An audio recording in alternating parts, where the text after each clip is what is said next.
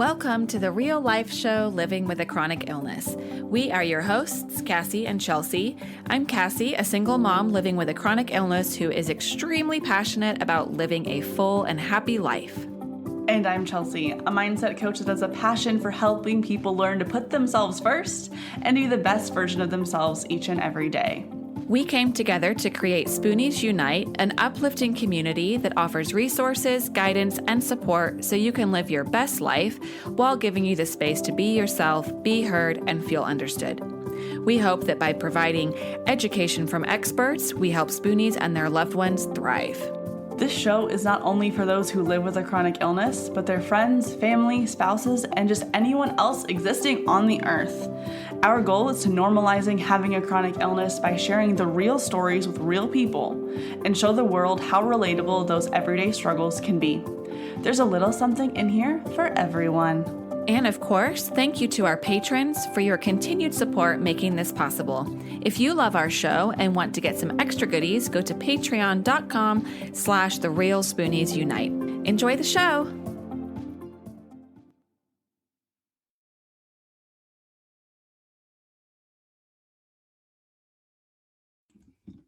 Recording? Hello, everyone, and welcome to today's episode of The Real Life Show, Living with a Chronic Illness. Today, Cassie and I are having a super fun conversation all about sex and intimacy. So if you are someone who does not like to listen to sex-related topics, maybe you should skip this episode. I promise we're not going to get overly crude with it, but we are going to have a real conversation about stuff that happens in life. So again, if this is something you are not comfortable with listening to, please skip to the next episode. You will not hurt our feelings. Maybe like family and like loved ones in that sense of family. Maybe don't listen to this one. Mom and Dad, please don't listen to this one. Yeah. Please. Yes, family, please don't listen to this. Skip yes. Now. But Cassie and I, we really just want this conversation to be like you are sitting around with your girlfriends, hanging out. And if you are a dude listening to this, then hopefully you just kind of get a little bit more insight to what your lady might be talking to if you're in a heterosexual relationship or whoever you're with. It doesn't matter. We just want this to be a really kind of open conversation. And we would love to hear your thoughts about this episode as well as kind of where we keep going. Feel free to take a screenshot of the episode, post it on social media, tag us at The Real Spoonies Unite. We would love to be able to find out what topics you would like us to go into a little bit deeper. Because this is the real life show. Oh my God. Yes, we didn't even plan that. That was not planned, people. Not planned at all. But we really want this to be a real conversation. And sex is a part of life for like pretty much the entire population. If you are someone who identifies as asexual, and this might not completely pertain to you, but there's still ways to be intimate without being sexually intimate. And so a lot of what we're going to talk about today is going to talk about like the mindset behind how you're feeling about yourself and how you're approaching your partner. And so we hope that you find this to be a helpful and informative episode. It makes you feel a little bit less alone out there in the world. So to start us off, Cassie, what do you think is the most important part about being intimate with someone? Oh my gosh, that's such a difficult question. I know. Okay, first of all, too, I just want to say that this is one of my favorite topics to talk about. I'm like super open, and she is. There is spoiler. I'm going to share this, Cass. She's got a book that's coming very soon. Hopefully, it's going to happen. Yeah, and it's going to happen, y'all. It's great, and you'll need to read raunchy. It is raunchy, but it talk about real life. Yeah. It's great.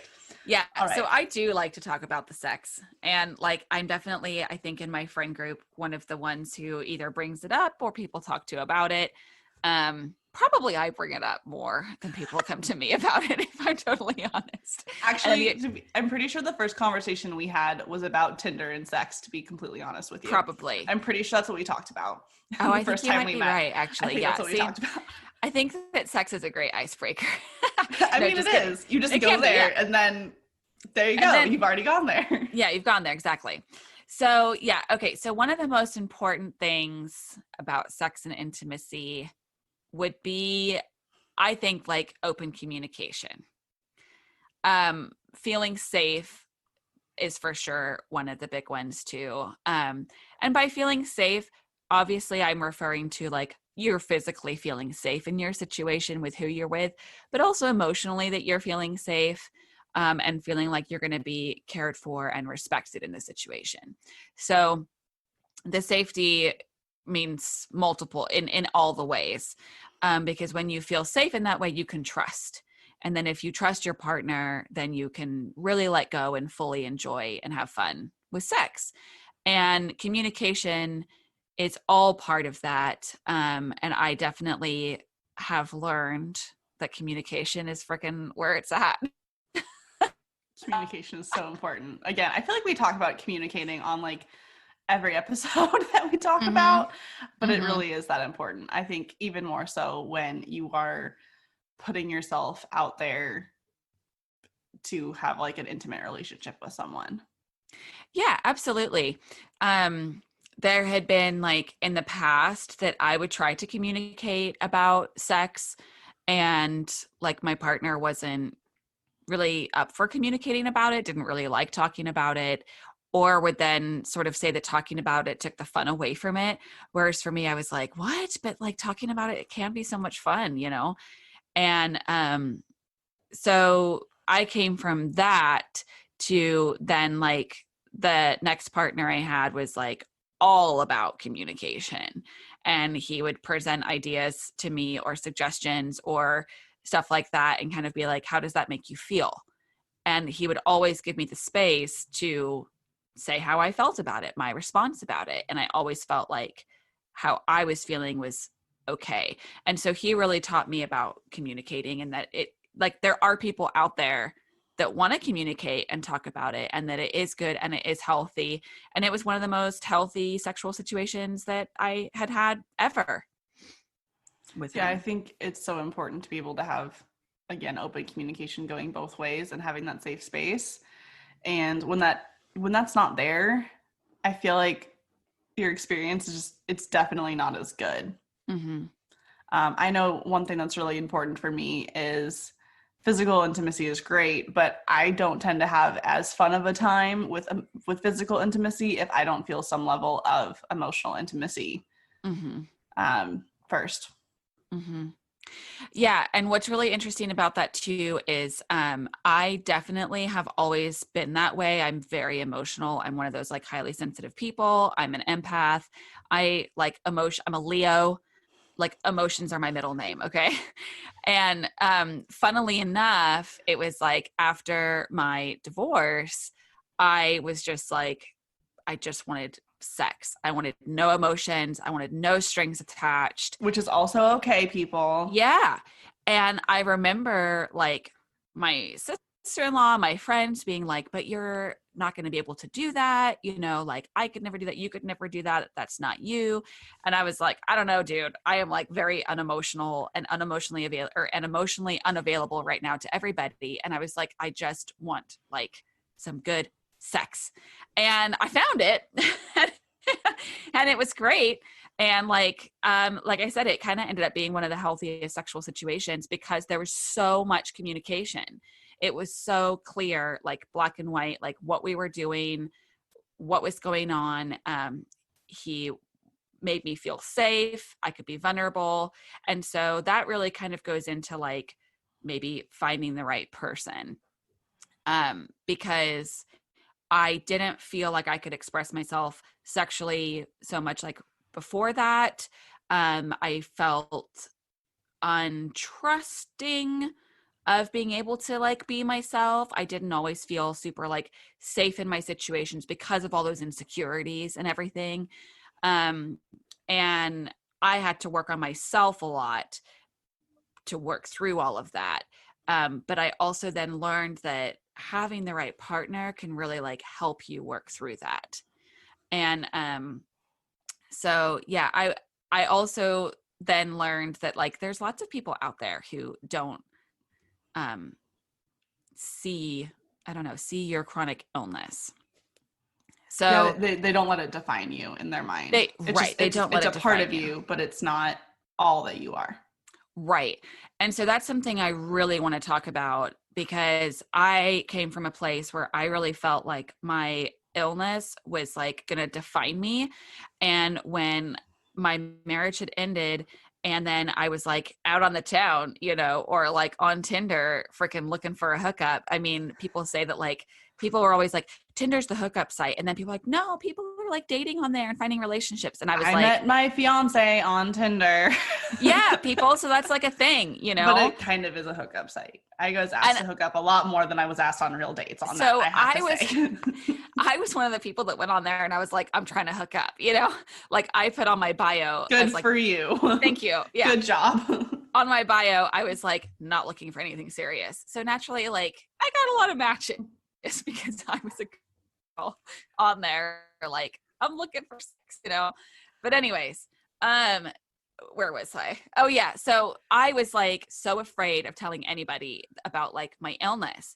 And I definitely felt like kind of weird. Like, should I put that on my bio or should I just like never tell anybody? And then I kind of planned on keeping it like a full on secret, because my experience was that people would not want to touch me, if they knew about this side of me, or that they would not see me as like a sexual desirable creature. And, or like see me as less feminine. I don't know. I had a lot of shit in my head about it. Like I had a lot of different stories that I had told myself and that I was kind of like believing. And well, I was thinking like when we talked about our body image episode, we did that one. You talked a lot about how you kind of originally viewed your illness as being the icky one. It was the pooping one. It was the gross one. And so I think it's just interesting to see like how our own perception of ourselves, our own body image issues can really bleed into the intimate relationships that we want to have, or how we feel about being intimate with someone or having sex with someone. Because I know like on times when I just don't feel good about myself, I don't want to have sex. I'm just like, no, nope. But if you're feeling really good, I feel like you're more likely to kind of go down that road. So I guess it doesn't surprise me that for so long you were viewing yourself as being kind of like icky because of your illness. And I'm using big air quotes with my fingers for those of you listening to the podcast that can't see me. Big air quotes around icky, because it's not true. Yeah. But I think it's interesting that as you kind of work through that with yourself, it didn't come into your intimate relationships as much. Yeah, it didn't. So exactly, like I first presented myself without presenting anything about my illness, like on my Tinder profile. And there was definitely like, because of all of those feelings of feeling unwanted, undesirable, indesirable, whichever the correct word is. I had a lot of insecurities. And so I'll just say like there was one situation that I found myself in. And by say found myself in, I put myself in it.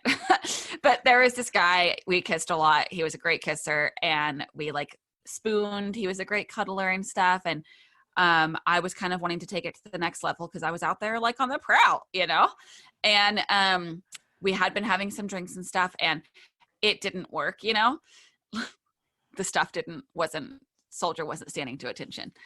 And I like was super triggered by it. I was like really insecure. Like I was like, oh my God. And this is one of my first situations like out of my marriage. And so I was like, oh my God, it's me, like it's me. And then I really like, I was in his bed. We were spooning. I was feeling really insecure. I was like, could not get out of my own head. I was like, it's me, it's me, it's me. There's something wrong with me, da-da-da. And then I had this moment where I was like, no, it's not me. Like I am sexy AF right now. Who would not want all of this when I am putting it on a silver platter? Yeah. Like, I'm like, hey, yeah, have it. This is yours for the tasting, I love that you said tasting instead of taking there. That was beautiful. Yeah, And so then I was like, no, like, what am I doing? And so I actually he had fallen asleep. It was like 3:00 in the morning. And I was like, fuck this. And I got up and I snuck out and I left and I went back to my apartment And I was like, and it was super empowering because I was like, no, I am my own woman. I can leave situations. Like if I had stayed there, I would have been like in this dude's bed, like insecure the whole time, feeling like it's me, feeling like I need to like, please, you know, placate him and make it all okay. And it's okay. I understand these things happen, you know, I don't owe that guy anything. I don't know him, you know? And so I was just like, no, I'm not going to sit here and feel insecure. I'm going to fucking empower myself and I'm going to leave. And I did.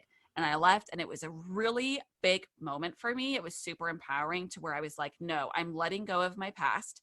I'm letting go of those insecurities. I'm letting go of those patterns, and I'm going to like move forward, and I'm sexy. I'm wanted. I'm amazing. I'm my own woman. I choose what I want. And it was a really big moment. So I think that if you are feeling like, you know, if you're feeling those feelings of insecurities, you need to find something to empower yourself. It does not mean walk out on your honey, but I find a way to empower yourself, you know, and that might be like putting on lingerie and being like, I'm a sexy motherfucker, you know, like there is really sexy lingerie out there for even if you have stuff like if you have an ostomy bag, there's super sexy crotchless high-waisted panties that you can like that might make you feel better about yourself. So empowerment was huge. And then we didn't really talk after that. Well, that makes sense. Yeah. And so, I mean, he was sweet and stuff, but yeah, we didn't really talk after that. And then it was like, so then, you know, fast forward a little bit. And then I found myself in a situation with someone else who, this was the guy who was like super open with communication. And I did like go back and ask the couple of partners that I've had, like what they thought about when they found out that I had a chronic illness and what illness I had. Like, how did they respond to that? How did they feel about it? Did it change how they saw me? Did it change their opinion about me? And I had a couple of like real conversations about it. And I really want to share that with all of you listeners so that you can hear from the other perspective that some of the stories that we tell ourselves and that we create in our heads are not reality. They're just their stories. They're just stories. Mm-hmm. And it might really help you to let go of some of these things. Like if you're telling yourself that you're not sexy or that you can't be honest about how you feel or the things that you want to try or the things that you want to do, hopefully with like sharing this stuff, you can like really let that go and realize that it you know, that might not be the reality in your situation. Now, I recognize that that could actually be the reality in your situation because I've been there too. I was in a situation and in a relationship and in a partnership that I couldn't express what I wanted. I couldn't do what I wanted to do. I couldn't experience the things I wanted to experience, and I didn't feel safe. I felt very insecure. But there are situations out there that are different. So with the next person that I was with, I did not share my illness right off the bat. We were together for probably like a few weeks before I said anything about it. And then I did tell him about it, and he responded really well, where he was just like, I had no idea, you know, you've basically hidden that really well. And like, how are you feeling, you know, and was just like sweet about it. And that was kind of it. Like, it really wasn't a big deal. There was part of me that was like, wait, do I want to talk about it a whole bunch? Do I want to talk about my treatment? Do I want to talk about my Crohn's disease? And then I was like, I don't need to talk about it because clearly it's not a big deal for him. He wasn't turned off by it. We still hooked up. And so when I kind of asked him about like his opinions and feelings, like it didn't faze him at all. And I even asked him like, why do you think it didn't make a difference for you? And he was like, I don't even know how to answer that because I can't get in the mindset or the understanding of why that would make a difference for somebody, which I found really interesting that he couldn't even wrap his mind around why it would make a difference. And I think that goes to show that I don't want to like, I hate categorizing people because we're all exist on spectrums, but in some ways there can be kind of two types of people. There's the people that are going to care about your illness, and there's people that are going to be like, that's just a part of you, but it's not you. That's not like only who you are is your illness. And I think that just maybe if you're around someone or with someone that is really viewing your illness as being like who you are and what defines you, and that doesn't sit well with you, maybe it's time to go find someone else that can accept your illness and still see you as a full person, because they exist. 100%. They exist, people. And that's kind of why I'm sharing all these very intimate details of my life, is to be like, I've met multiple people now in the last 2.5 years or so that have 3 years that have shown me that this is the case. There are like, and actually really the majority of all of the dudes that I had met since my previous situation were like this, where they were like open about it and it didn't define me. It didn't change their minds. And so there was even times that like, once I finally did share about my illness, I was able to say, like, when we were going to maybe hook up, I said, I just had my Remicade infusion. Like, I'm not feeling 100%. I'm feeling pretty like fragile, but I also like want to be touched. I want to have like fun. I want to feel like I'm not just this like ball of fucking chemotherapy, and he would come over and we would hook up, and it was like amazing because he knew how to treat me fragilely and tenderly, but never made me feel like that's how he was treating me. Does that make sense? Mm-hmm. Like, I didn't feel, he wasn't afraid. It wasn't like he said, oh, well, maybe we shouldn't hang out then instead, because you just went through this treatment, where that would have probably like reinforced my thinking of, oh yeah, someone doesn't want to be around me if I've had these treatments. That would have reinforced that thought process. But Mm-hmm. instead, he was like, oh yeah, we'll just be extra tender, no problem at all. Like, looking forward to seeing you later.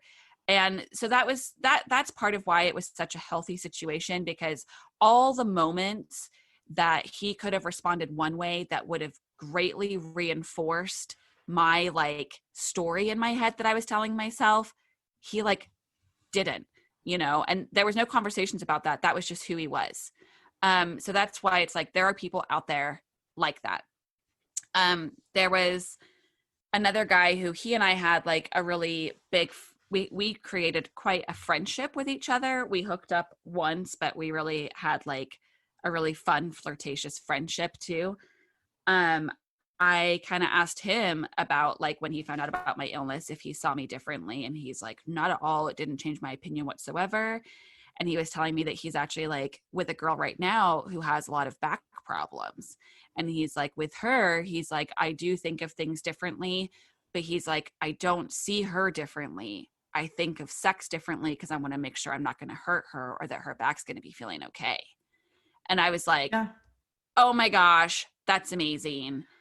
Like, that just goes to show again, people, that there are men and women, obviously, like out there for whatever, opposite sex or same sex that you're interested in sexually.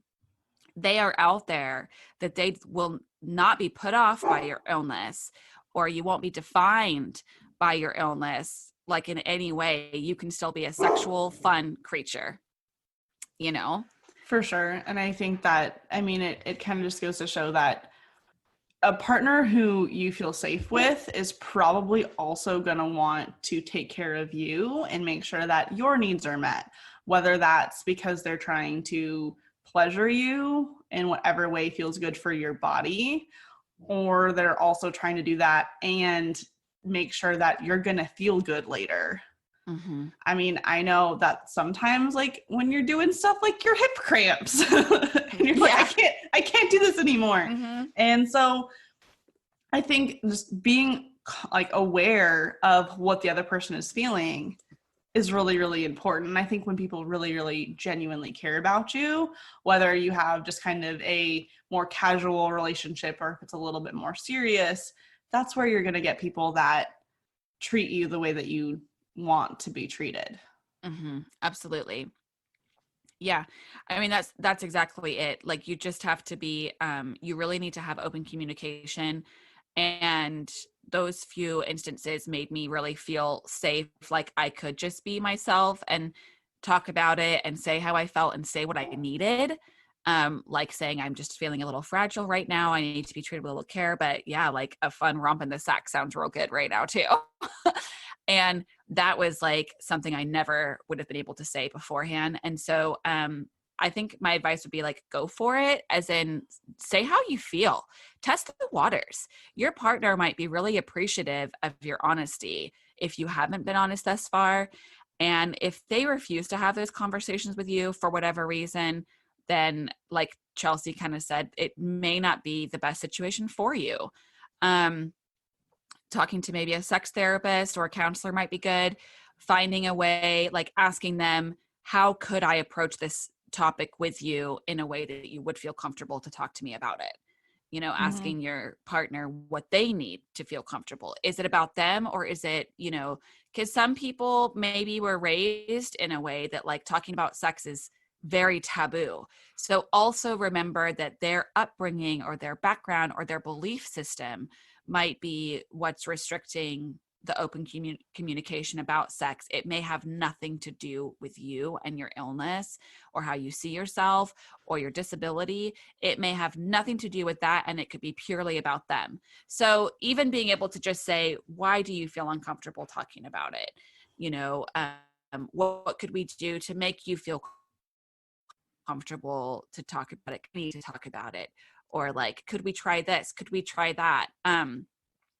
In my now relationship situation, we've been like super open and communicative about sex, which has been like so nice, because in previous situations, like I said, I kind of like learned that was going to be a non-negotiable for me moving forward in a relationship after having a little bit of a taste and an experience of what it's like to have open communication and feel safe sexually and trust and feel comfortable and talk about stuff. Like, I definitely was like, yeah, I need to have this moving forward.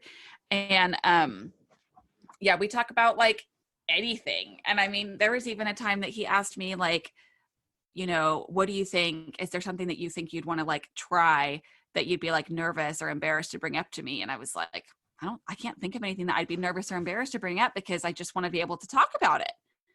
Mm-hmm. So you know, if that's something that's important to you, then there are totally people out there that you can have that kind of like open communication with, who are going to share those same values to be able to discuss it. And that doesn't mean that you have to like overanalyze your sex life all the time, by the way. It's just like being able to just be like, hey, you know, I want you right now. These are the ways that I want it, you know, like it can be fun. Yeah, I agree. I think that one thing that was coming to my mind as you were kind of talking was how easy it is to get in your own way. And I know, even though I don't have a chronic illness, one way that I could relate to like how you often might feel, or how often you did feel before you kind of been able to look at yourself and sex and intimacy a little bit different, is I know there was an experience I had where I was like getting over a really nasty cold and I did not feel sexy. But at the time I was kind of like my partner was like, okay, well, you might not feel sexy, but like I find you very attractive. And there was something about, even though I didn't feel 100%, someone still being able to look and be like, wow, I want you, that made me feel really, really, really good. But the thing is I had to allow myself to feel good about that, because it would have been so easy to keep being like, no, I'm gross, like I'm sick, no one wants to touch me. And so get out of your own way.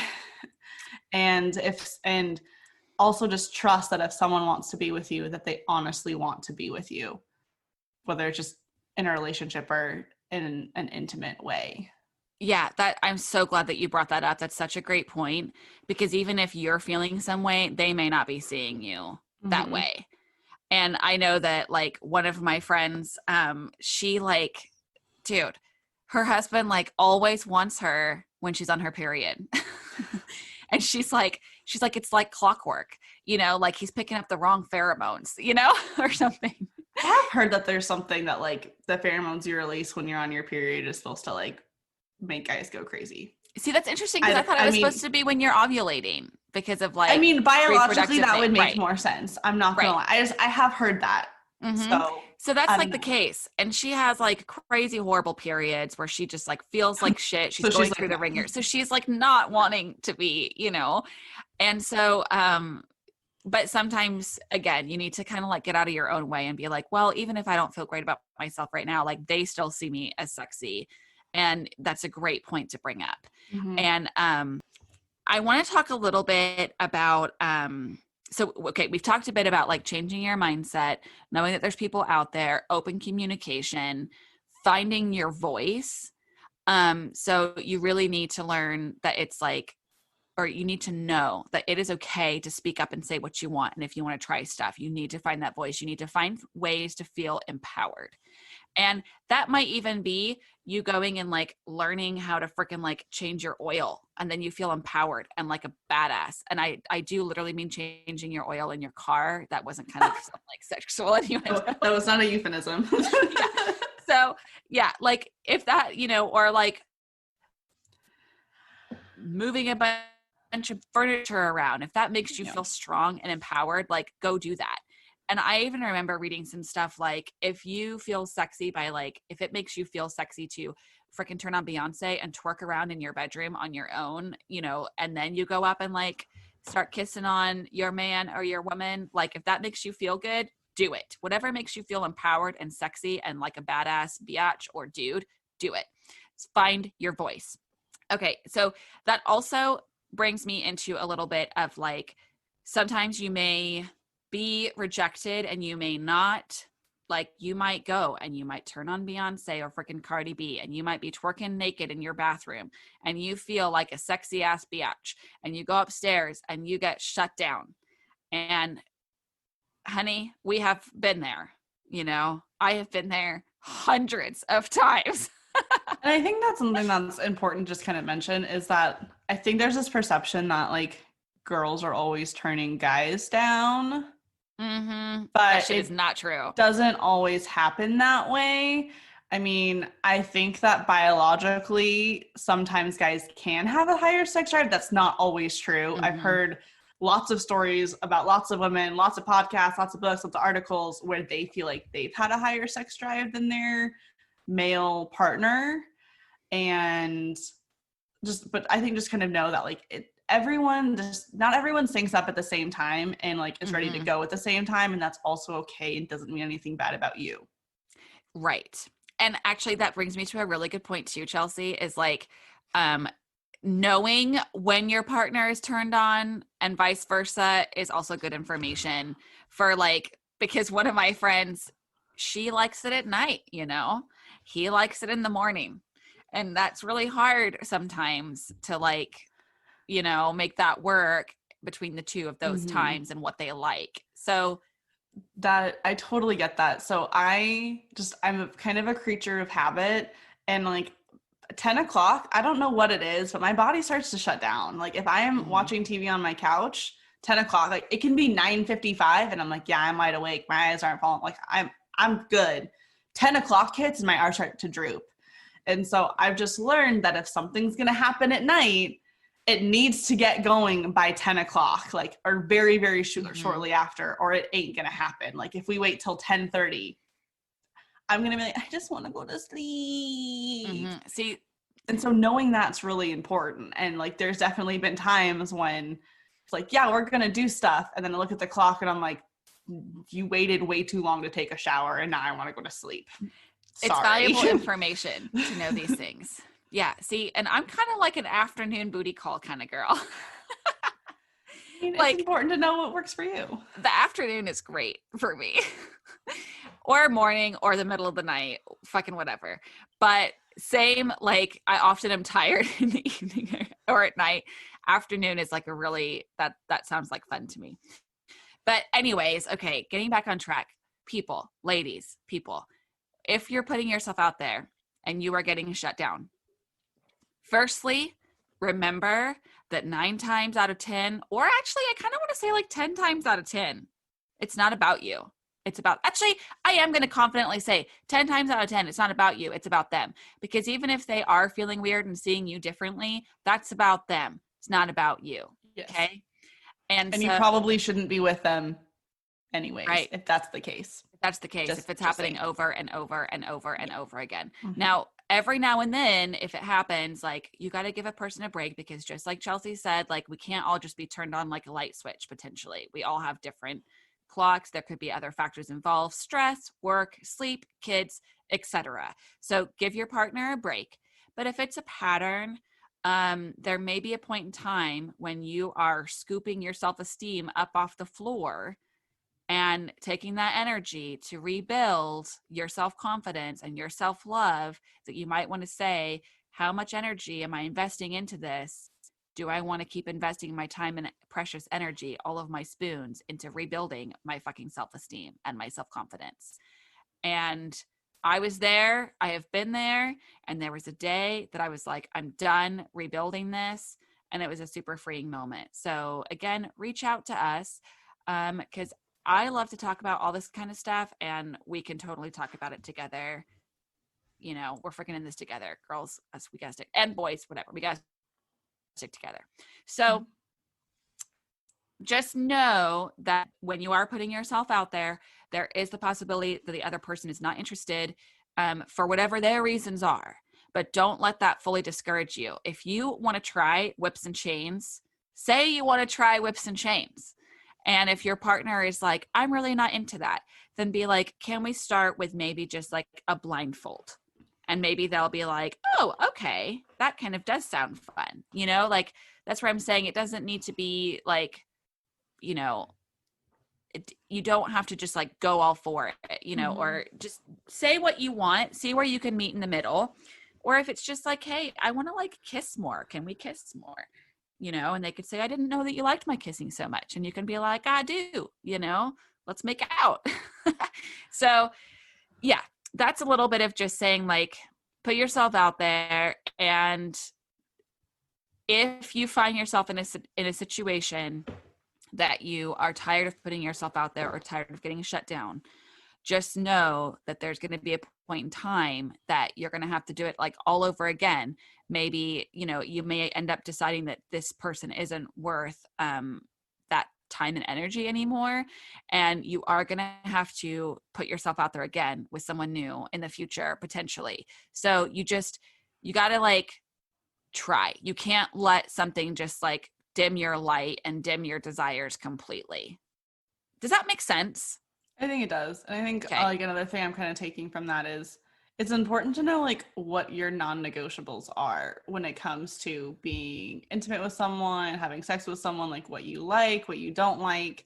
Because like if there's something that you really, really like and your partner does not like that at all, and like maybe it's one of their non-negotiables that they don't do that, well then that might be a little bit of an issue, and it kind of, you have to decide whether is that really something that you want that much that it's worth looking for someone else, or are you okay with not doing that?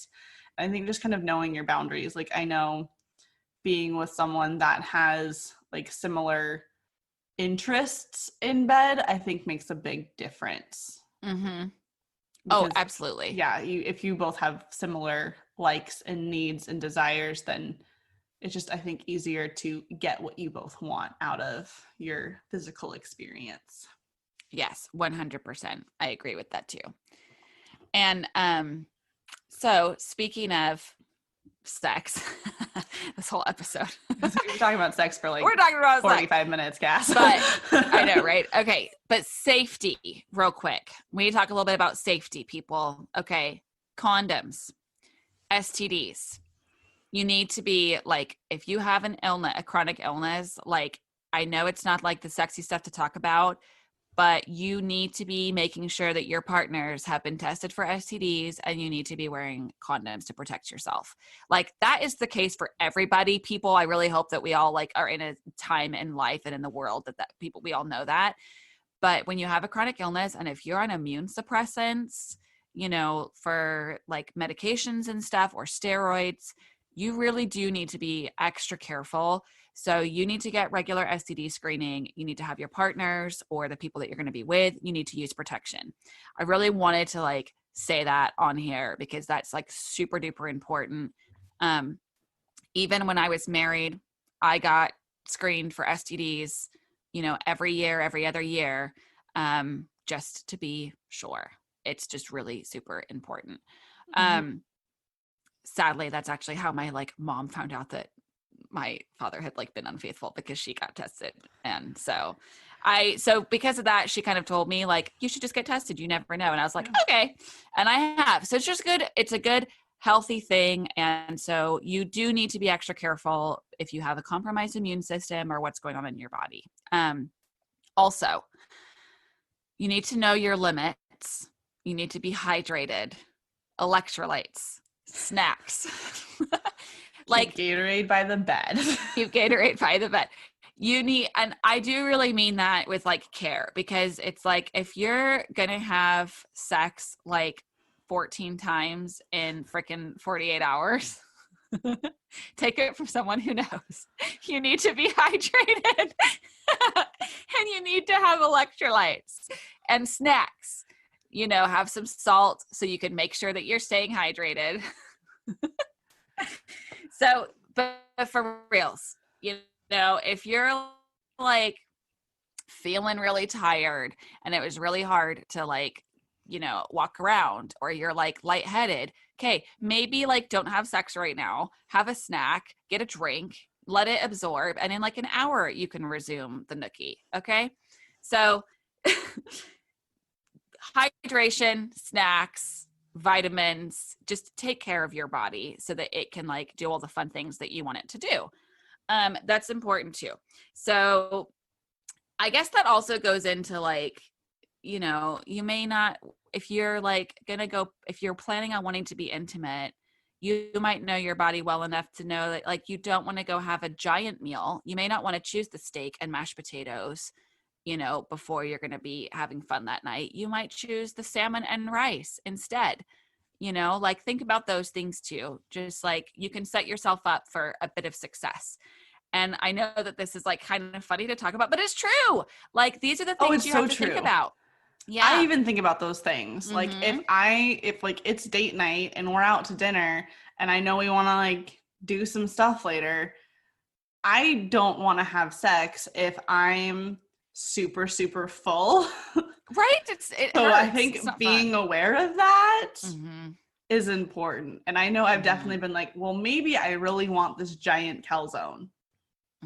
But if I eat it, I know I'm maybe not going to feel the best. And then I maybe won't want to have sex. So should I pick something else, or should I just be sure that I don't eat all of the calzone? I only eat half of it, which to be honest is probably all I really need.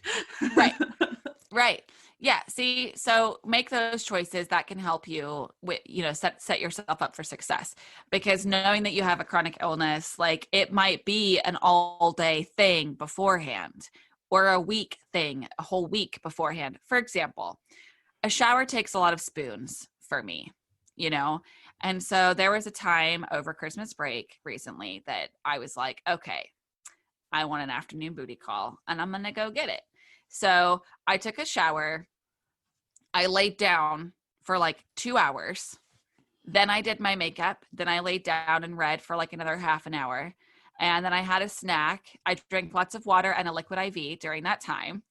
And then I was okay, now I'm ready to go over at 3-4 o'clock and try this afternoon booty call situation. So I took several hours prepping for that beforehand. And you may need to do something like that. If you have a limited amount of spoons, then you may need to adjust your day accordingly, or carve out a full big amount of time. You just have to decide, of course, if it's going to be worth it. Now, also knowing that sex may take your spoons, okay, take your energy for the day.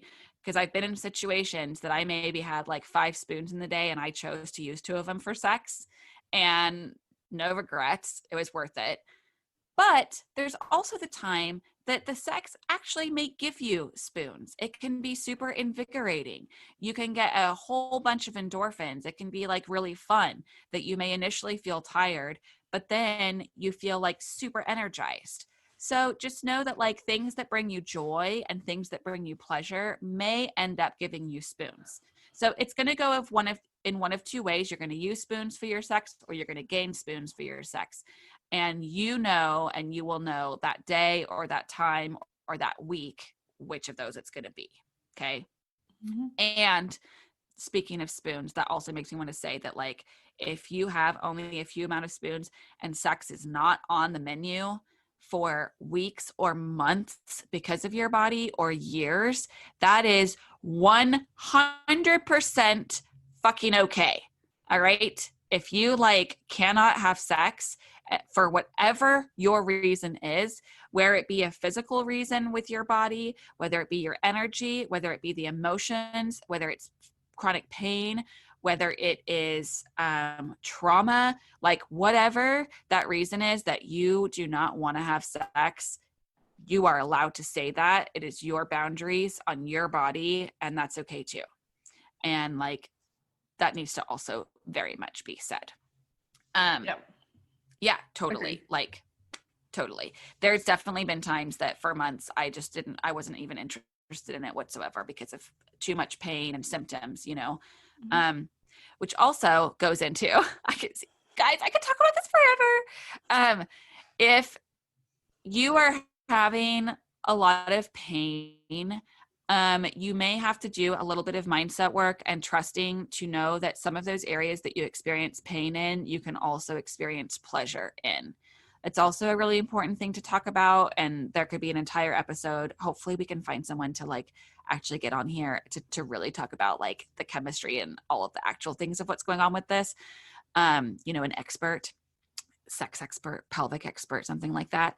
Mm-hmm. But there has been times that due to my Crohn's disease and ovarian cysts and stuff, that my pelvic region has had like a huge amount of pain.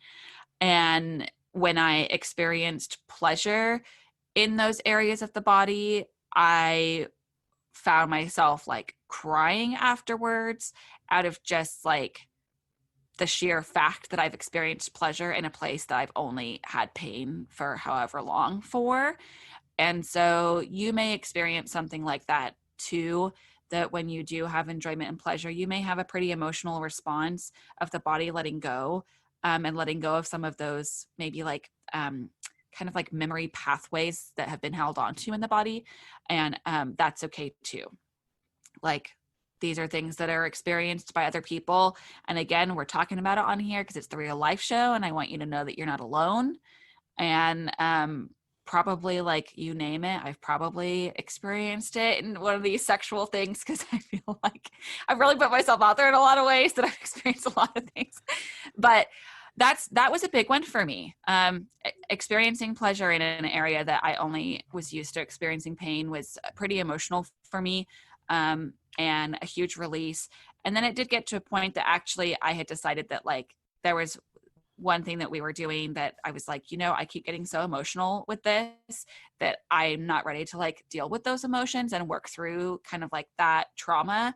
And I don't really want to do this anymore. And it was like totally respected and like, oh yeah, sure. You know, okay. And I was like, cool. Okay. We can just like take that part out of this sexual experience. Because I did find myself like not ready to like face that stuff, you know, Mm-hmm. and that's okay too. Yep. You don't have to process everything all at once. Mm-hmm. That would be incredibly overwhelming. Oh my God. Yeah. And so you can like choose. Yeah, you can choose. And, you know, discuss it. Like if you also are experiencing a lot of pain down there, or you're not sure, like if you haven't had pleasurable sex for a long time, I really encourage you to play with yourself, because like, how can you expect someone else to know how to touch you if you don't know how to be touched? That also comes with a disclaimer that perhaps like the other person may know how to touch you in a way that you didn't even know that you knew that you needed. That's happened too. But you should at least know some of the things that you like, because that might help you to guide your partner for making sex more enjoyable between the two of you. And like for you to tell him what you or her, what you do like, or what makes you experience pleasure without pain. Or if like, you know, your nervous system might be really on edge because you're constantly in chronic pain or something. And so, you know, you can find ways to like release and have enjoyment just on your own to start like relaxing your nervous system a little bit and saying it's okay, body, for you to feel pleasure. You don't have to just only be feeling pain. You don't have to be like on guard all the time or on edge. We can also experience like really wonderful, nice things too. So there's lots of like books, Instagram accounts, podcasts about self-pleasure. Maybe I'll put some in the show notes, but also reach out. I'll talk about it. So one thing that I know, Cassie, you and I have talked about a lot is kind of like what goes through your head before you're about to be intimate with someone. Because I know for me, like the things I go through are like, how do I feel? Do I feel confident? Do I feel sexy? Do I want to have sex right now? Am I tired? Have I eaten too much? Like things that I think a lot of us kind of just check through. I mean, it's mostly how do I feel and do I want to? Mm-hmm. I know that that's a little bit more complicated for you. So will you share with our lovely listeners what goes through your head before you have sex with someone or are intimate with them in some way?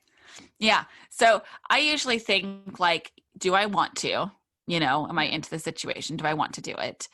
How do I feel? That those feelings involve, am I going to pass out or am I going to shit my pants in this moment?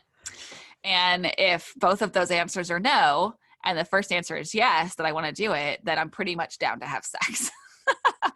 So, you know, one needs to think about those things. Like if my tummy is like bouncing all over the place internally and like mangling itself and my like booty hole hurts from going to the bathroom all the time or something like that, like, or spasming, like sex is not on the table. Now, I will say that there have been times that I have really wanted to do it and I have intuitively known that like sex is a good choice for me at that time, whether that's endorphins, the need for touch, intimacy, etc., that I have like taken medication to basically like shut down the spasming in my gut, shut down the nervous system so that I will stop having like rectal spasming so I can get my freak on. And I've done that. But again, like that's been an intuitive choice. I really know my body very well these days. But that actually, you know what? That was a pretty common occurrence for me for quite some time, to be perfectly honest. One of my symptoms of Crohn's disease is called rectal spasming. And it's like essentially like you constantly have the feeling like you're going to poop, but you don't. So that feeling when you first get it that you're like, I got to go to the bathroom. If you can imagine like that feeling for like hours on end a day and potentially even you running back and forth from the bathroom, but nothing happening, it sucks. It reminds me of like what happens when you have a UTI. Yes. Because like, you're like, I have to pee all the time, but you Yes. really don't. Yes. That is exactly what it's like. Or like when you not are throwing, fun. That's not fun. Not fun. It's super not fun. Or like when you're like throwing up and then you are dry heaving and there's nothing comes out, but you think something's going to come out. It's like that too. Not fun. So that's been one of my biggest Crohn's problems and symptoms, and it's really difficult. So I have a medication that helps with that. And so there have been very frequent times that I know that I'm going to be having sex that I've taken that so that I don't have to like think about it and I can let that go. So that's one of those, like, yeah, check the box of like, am I going to, and then if I'm going to faint or if I'm going to pass out, like that's one of those things. Cause I'll get really lightheaded sometimes. And so I usually have to scan that. And, you know, there's people out there that like may not be able to, because of their illness, may not be able to like bend over, you know, cause they might be worried about fainting. And so sex and stuff could be like more challenging in that way of positions. But again, think back to in the beginning when I talked about that partner who currently is with someone who has back problems and he is not concerned about like, you know, if that's sexy, he's concerned about how they can do it and have fun and she feels good from it and isn't hurt. So there's people out there that are going to be like, well, we can have lots of sex that doesn't involve you bending over, you know? So yeah, that's probably the things that I think about is, yeah, do I want to, am I going to pass out? Am I going to freaking have like some kind of other like problem here, you know? And, yeah. So speaking of which, like you may, again, if you are having physical restrictions to do with your sex life. Talk to your partner about it. There are people out there who are completely okay with those limitations. It may be that you can only lie down. I was in a situation where I was going to be like one of the people that I would hook up with wanted to hook up, and I was kind of like, I'm kind of like fading, and I really don't think that I can do anything but pretty much like lie there at this point. Like I can't even lift my arms right now. I'm feeling so weak, and he's like, that's okay. You just have to lay there, And I was like, really? Is that okay? You still want to like get with this? Makes me think of the show Friends. Do you watch Friends, Chelsea? Oh my gosh. Oh yes. Okay. When Monica question? It's like the best show ever. When Monica Courtney Cox is like has a cold and she's like in denial that she has this cold, and I don't she's have like a cold. Your nose is all stuffed up and she's talking like this. She is, and she's trying to get Chandler to have all the sex, and she's like, "Are you telling me that you don't want to get with this?" With her like robe, and then she pulls out the Vicks vapor rub and is vapor rubbing. And Chandler's like, So it was kind of like, yeah. So that's like how I felt. Like I was like, I was literally texting him, and I was like, I literally like don't think I can do anything right now, but I also kind of want to have sex. Like I'm kind of horny, but I also like can't even like sit up right now, and that's all I could picture. Like, you want to get with this, but he was totally all about it. He's like, I know you're worth it. Let's do it. You just have to lay there. And that's what we did. And it was great. And I was invigorated by it. I came from a place where I could hardly lift my arms.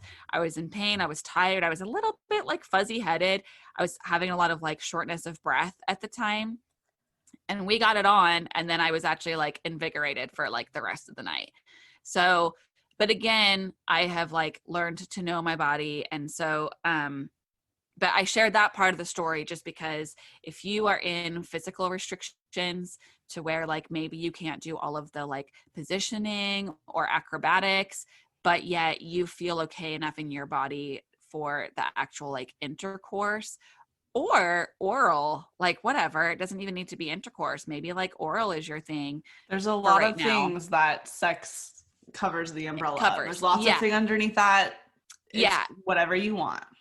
Exactly. And maybe we should even like kind of for the whole episode as with us talking about sex, that encompasses everything involved in sex. And then maybe even that's nice to like with beginning to kind of like close off or wrap up the episode a little bit because we have been talking for like an hour. And it is called Sex and Intimacy with Chronic Illness. To kind of go into like the beginning when Chelsea said that like she feels the closest when she can be intimate and emotional with someone, friggin' nothing tops like intimate, emotional, heart-wrenching, soul-satisfying sex of all kinds. And so like, you can have all the fun and the fucking around, but like when you feel fully safe with someone and you trust them and you feel emotionally connected to them and you like that person and you love that person, there should be like, nothing. You should be able to fully be yourself and be able to do whatever you want with that person. And, that's kind of where it can be like doing nothing acrobatic might be like the most fun because of what's emotionally going on between these two bodies.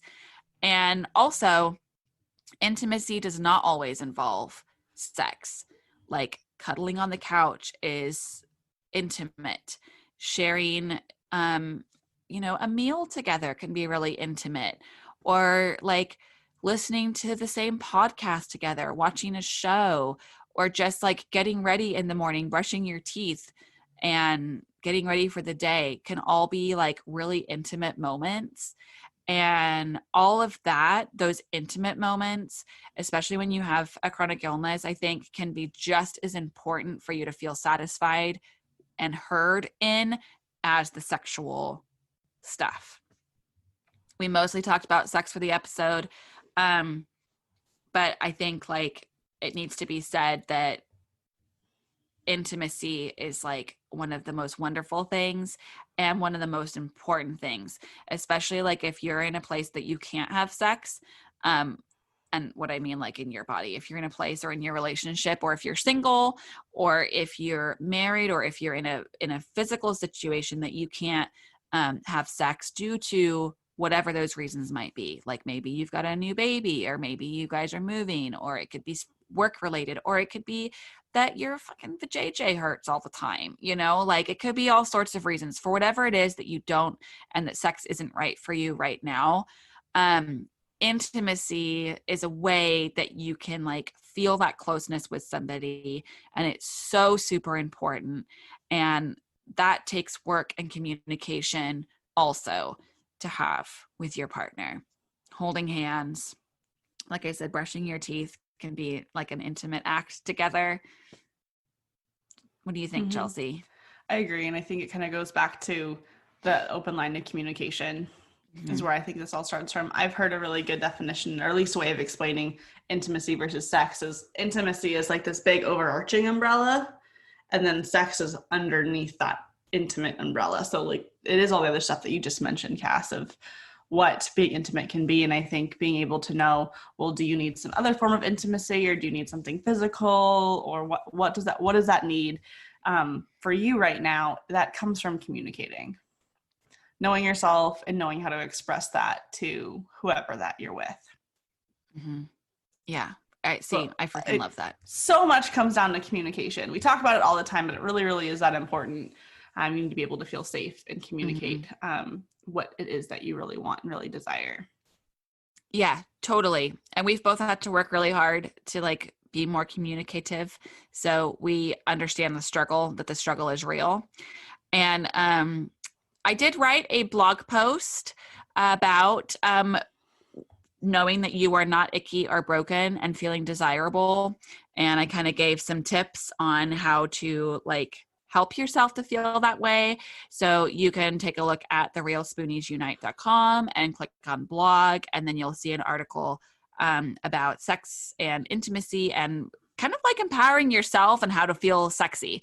It's mostly about you as an individual, and like how to feel your best self, and how to feel like you can like freaking walk out like Beyonce, you know? So you can check that out too for a resource. And just like Chelsea said in the beginning, like we want to hear what you want us to talk about.